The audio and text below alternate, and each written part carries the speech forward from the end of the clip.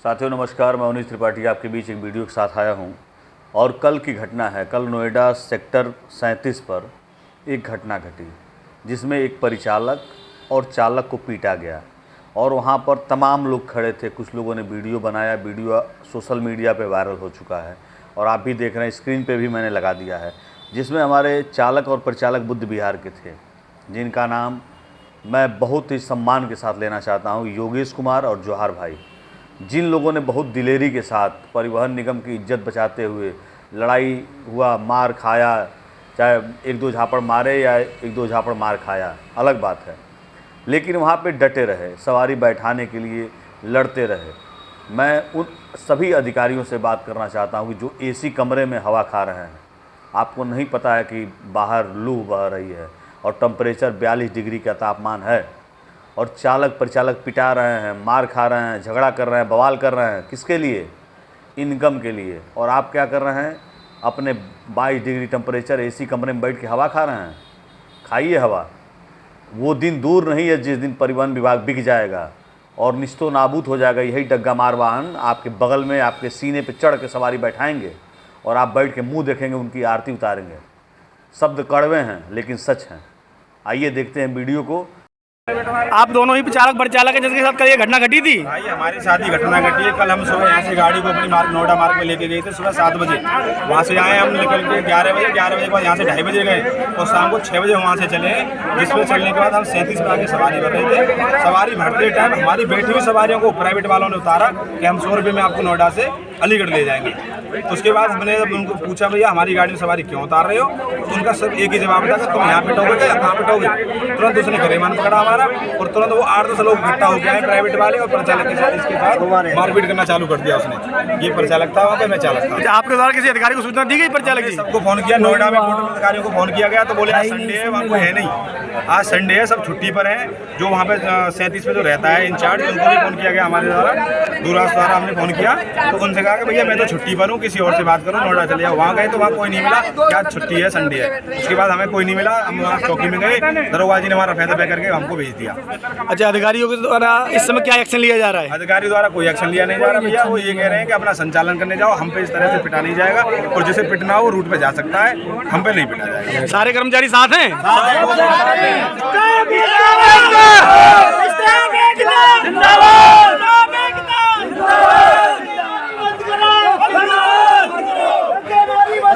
और उसके बाद मैं उन तमाम जितने हमारे बुद्ध विहार के साथी हैं, सबको मैं दिल से धन्यवाद कहूँगा कि आप लोगों ने आज एकजुटता दिखाई और वहाँ पर डटे रहे और अपनी बात अधिकारियों तक पहुँचाते रहे।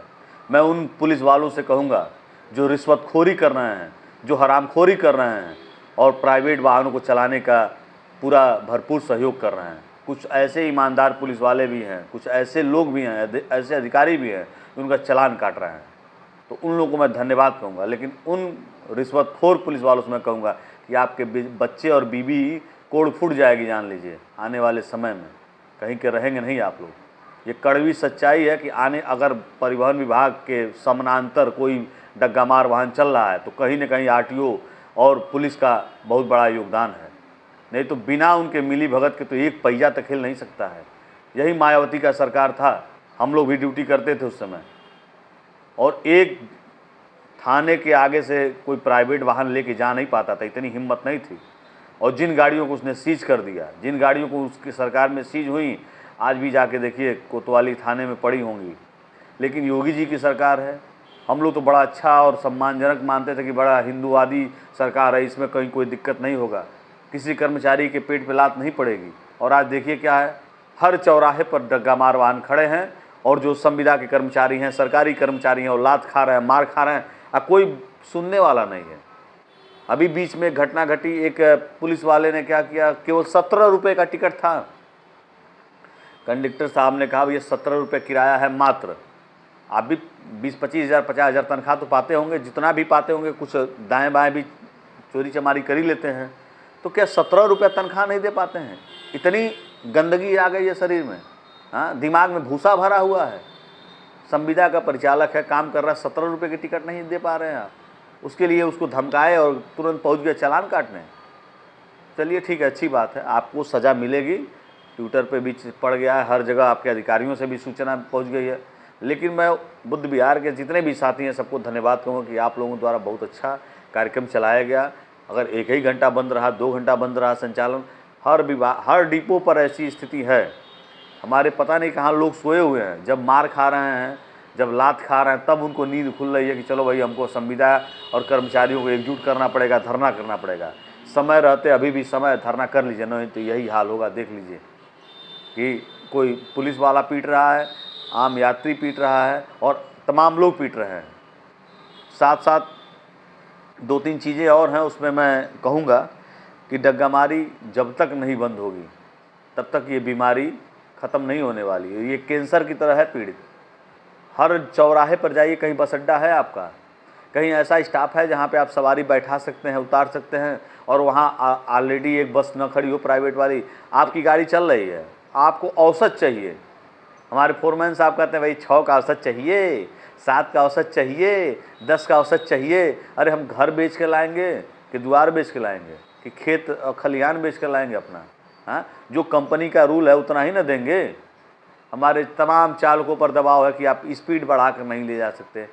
अगर कोई प्राइवेट वाहन जा रहा, सोचिए अगर ओवरटेक करके उससे आगे सवारी उठा ले तो नहीं उठा सकते हैं, क्योंकि याद आ जाएगा अरे भाई फोरमैन साहब कहले बढ़ो। कहीं अगर एवरेज बढ़ गई तो तुरंत 5 लीटर का डीजल का औसत के हिसाब से चालान कट जाए। रास्ते में झेलना है, डिपो पे आने के बाद झेलना है, तनख्वाह मिलने से पहले पता चला कि आपके तनख्वाह में से इतना डीजल कटौती कर दिया गया। लोड फैक्टर नहीं आया, तनख्वाह आने से पहले पता चलेगा आपका 2300 कट गया। अरे जब इतना ही काटना है तो अगर दम है, हिम्मत है, तो प्राइवेट वाहनों के खिलाफ कार्रवाई करा के दिखाइए ना। 2 दिन अभियान चलाने से होगा? हाँ, क्या 2 दिन अभियान चलाने से पेट भर जाएगा? 2 दिन जाइए ना, किसानी करके देखिए, खेती करके देखिए, 2 दिन ड्यूटी कर लीजिए, पूरे महीने का तनख्वाह मिल जाएगा। हमसे भी 2 दिन का ड्यूटी लीजिए, पूरे महीने का तनख्वाह दीजिए, चलिए। है संभव? नहीं। लेकिन आरटीओ साहब और हमारे अधिकारी साहब लोग क्या करें, 2 दिन का अभियान चल रहा है, बहुत अच्छा है। 2 दिन वो शांत रहेंगे, उनको भी पता है, उनको भी सूचना मिल जा रही है, हमसे पहले उनको सूचना मिलेगी। 2 दिन का अभियान बा हो, गड़िया साइड में खड़ा करके और तुम ध्यान दिया। तो ये तमाम चीज़ें हो रहा है। प्रदेश के मुखिया हमारे दयाशंकर सिंह, जो हमारे मंत्री जी हैं, वो भी आंख बंद करके बैठे। वो तो कहते हैं डग्गा मार वाहन है ये नहीं, सब परमिट लिए हैं तो उनको टैक्स मिल रहा है। जो 5 लोग मर गए 1 हफ्ता पहले लखनऊ में, उनकी जिम्मेदारी कौन लेगा? क्या मंत्री जी लेंगे? क्या 1 करोड़ रुपया उसके परिवार को देंगे? नहीं देंगे। कहाँ दे पाएंगे? क्योंकि वो मामला कहीं और का है, जनता कहीं और की है। कहानी ख़त्म। 2 दिन मीडिया पे चला खूब धड़ल्ले से, उसके बाद सेवा समाप्त। अभी 2 सिपाही एक कैदी को लेकर जा रहे थे और सीट न मिलने को लेकर बवाल कर दिए, कंडक्टर को पीटा। हाँ, और जो वहाँ पर मौजूद लोग थे, जो लोग मोबाइल से वीडियो बना रहे थे, उनको उनका मोबाइल छीन लिया। गजब की तानाशाही है भाई। ठीक है, अच्छी बात है, आपकी सरकार बहुत अच्छी चल रही, भगवान करे आपकी सरकार ऐसे ही निरंतर चलती रहे। देवरिया डिपो में एक बस अड्डा नहीं बनवा पाए 7 साल में आप। गोरखपुर जो आपका मुख्यमंत्री जी का शहर है, जहाँ पे पूरे प्रदेश की गाड़ियाँ आती हैं, वहाँ पर एक समुचित बढ़िया शानदार बस अड्डा नहीं बन पाया। और अभी देखिएगा 1 महीने बाद मैं बता रहा हूँ, इतना पानी लगेगा, कंधे कंधे भर का पानी लगेगा, और पूरा गाड़ियों को बर्बाद करने में और उसको तोड़ने फोड़ने में सब पूरा सहयोग वहीं होगा। हर साल का सैकड़ों टालियाँ ईटा गिरता है उसमें, लेकिन उसका बजट पास हो जाता है। अभी पंपू सेट लगेगा, मैं दिखाऊंगा वीडियो आपको, पंपू सेट लगेगा, पानी निकलेगा, और ज़्यादा दिन नहीं है, मुश्किल से 1 महीने के बाद मैं सारा चीज़ दिखाऊंगा आपको, आप ही लोग देखेंगे। लेकिन उसके बाद भी कुछ कहना नहीं है। एक कायदे का बस अड्डा नहीं है जहाँ पे यात्री आएँ, समुचित व्यवस्था मिल जाए। देवरिया हो या गोरखपुर हो, वहाँ पर भी वही हाल है। डग्गामारी चरम सीमा पर है, इसको नहीं हटाएंगे तो काम नहीं चलेगा। चालक परिचालकों से मैं यही कहूँगा कि आप लोग बहुत अच्छा काम कर रहे हैं और अपनी तन मन धन से आप परिवहन विभाग को बचाने के चक्कर में लगे हुए हैं, लेकिन उसके बाद भी आपको पूरा सहयोग नहीं मिल रहा है। इसके लिए मैं खुद दुखी हूँ और मैं चाहता हूँ कि सारे लोग मिलकर कम से कम अपने आपस में चर्चा पर चर्चा करें। मुझे देखते हैं बहुत सारे लोग मिलते हैं, आपका वीडियो बहुत अच्छा लगता है, ठीक है, सब कुछ अच्छा लगता है मेरे भाई, लेकिन आप लोग के अंदर जब तक जागरूकता नहीं आएगी, मेरे वीडियो बनाने से कुछ होने वाला नहीं है। मैं 50 वीडियो रोज़ बनाऊंगा, खूब चिल्लाऊंगा, खूब गाली दूंगा, खूब जो मन में भड़ास है सब निकालूंगा, लेकिन जब तक आप लोग का सहयोग नहीं मिलेगा, मेरे भड़ास निकालने से कुछ होने वाला नहीं है। कल वहाँ पीटा गया, आज वहाँ पूरा आंदोलन हुआ।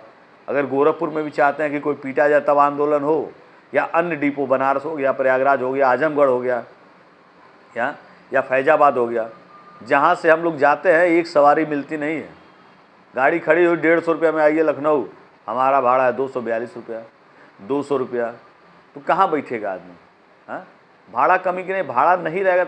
अभी कुंभ का मेला चल रहा था, देखे परिवहन विभाग एकदम आए, एकदम शानदार थी। हाँ, अभी 1 महीना ट्रेन की दिक्कत थी, पूरे गोरखपुर देवरिया से लेकर एकदम जो भी गाड़ियाँ लखनऊ जाती थी, इनकम 1 नंबर पे था।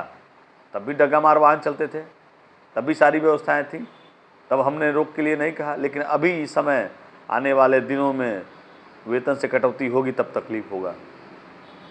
मैं एसी गाड़ी पे चलता हूँ, 575 रुपया उसका भाड़ा है, लेकिन वहीं आर्टिका कारें 500 रुपया में लखनऊ लेके पहुँचा दे रही हैं। खलीलाबाद में गया, वहाँ पे सवारी पूछा कितना भाड़ा है भैया, मैंने कहा फला, उन्होंने कहा अरे भैया 300 रुपये में तो लेके जा रहा था। मैं अयोध्या पहुँचा, अयोध्या में क्या है तो 200 कुछ रुपया भाड़ा है। अरे भैया वो तो 200 रुपया में ही लेके जा रहा है, 150 रुपया में ही लेके जा रहा है। अब बताइए तो वो क्यों लेके जा रहे हैं? क्योंकि आपकी गाड़ी जब तक पहुँचेगी तब तक 4 खड़े हैं वहाँ पे, खाली इंतज़ार कर रहे हैं। इनको भी सरकारी में लगवा दीजिए ना भाई, इनको भी टैक्स लीजिए आप, कौन दिक्कत है? इनको अनुबंध करा दीजिए, तब देखिए विभाग का भी आय बढ़ेगा और तमाम लोगों का आय बढ़ेगा। कम से कम 1000 आर्टिकाएँ चल रही हैं, 1000 आर्टिका गोरखपुर से लखनऊ चल रही है। अब उसका गुणा करिए, 500 रुपया के हिसाब से 7 सवारी लेके जा रहा है, कम से कम 40 लाख रुपया एक दिन में जो है नुकसान हो रहा है परिवहन विभाग को। महीने में जोड़ेंगे करोड़ों में जाएगा। इसका जिम्मेदार कौन? हमारे बड़े अधिकारी, परिवहन विभाग के अधिकारी हो, आरटीओ अधिकारी हो, या हमारे परिवहन मंत्री जी हो, या मुख्यमंत्री, सभी लोग जिम्मेदार हैं। मैं ज़्यादा कुछ नहीं कहूँगा, कहा कि बहुत लोगों को तकलीफ़ हो जाएगा।